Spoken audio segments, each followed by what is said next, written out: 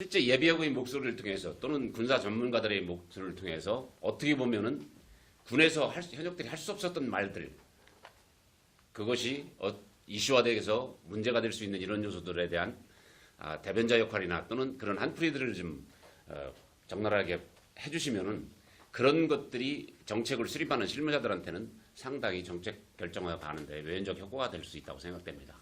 그래서 그런 측면을 오히려 더 가감없이 이렇게 해주셨으면 하는 측면입니다.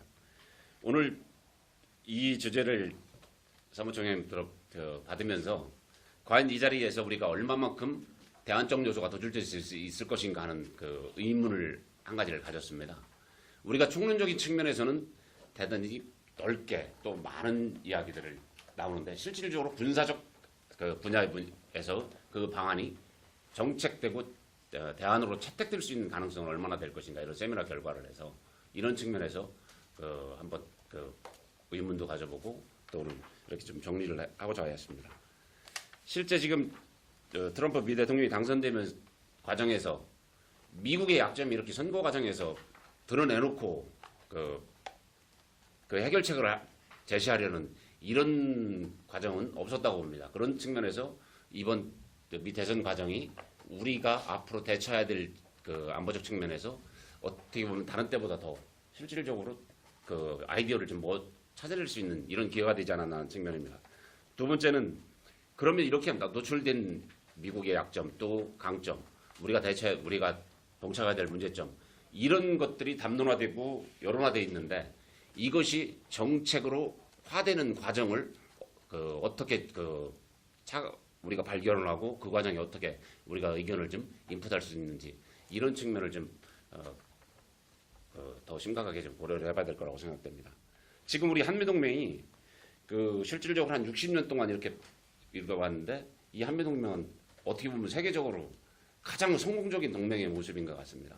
그런데 우리 그 60년을 살펴보면은 그 과정 속에서도 때로는 우리 한미동맹 목적이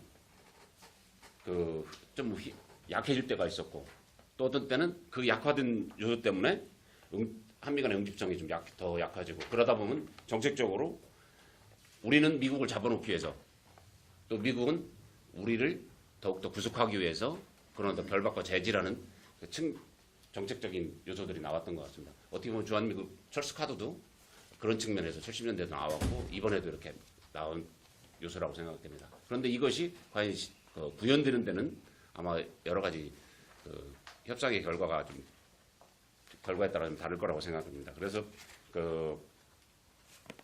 우리가 지금 이렇게 미국이 처한 지금 현재의 안보 상황과 우리가 처한 안보 상황들은 제시된 유물에 있고 다른 말씀드릴 수 있는 것은 우리 지금 현재 가장 많이 나온 게 주한미군 철수와 우리 방위 분담 문제 이렇게 해서 방위 분담이 증가할 것이다 이렇게 예상하는데 저는 그 측면을 좀 다르게 봅니다.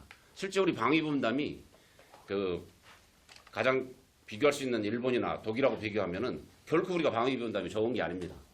지금 약 한 9,440억을 할 때 이걸 우리 주한미군 주둔하는 27,000명으로 나누면은 한 사람당 1년 주한미군 분담금이 약 한 3천만 원이 됩니다. 3만 불에 해당됩니다.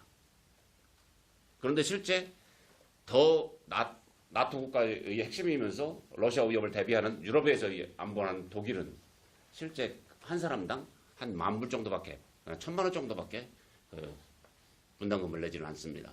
물론 우리가 이웃인 일본은 아까 방위 분담금을 책정하는 데이터에 따라서 좀 다르기 때문에 우리보다는 약 한 500만 원 정도 더 냅니다. 그래서 약 한 35,000불 정도 내고 있습니다. 그렇게 된다면은 실제 동북아시아 지역에서의 미군에 대한 분담금이 결코 적게 내주는 이런 사안은 아닙니다. 그래서 이런 어떤 데이터 또 우리 같은 경우는 아까 포함되지 않은 여러 가지 주한미군에 지원되는 요소들을 데이터화 시켜서 한다면은 그런 이슈들에 대해서 그렇게 꼭 우리가 무조건적으로 미국 요구에 들어주는 이런 측면이 아니라 그런 어떤 책정 요소가 또 그렇게 해야 된다면은 하나의 투자적인 관점에서 이렇게 바라보는 측면이 필요할 거라고 생각됩니다.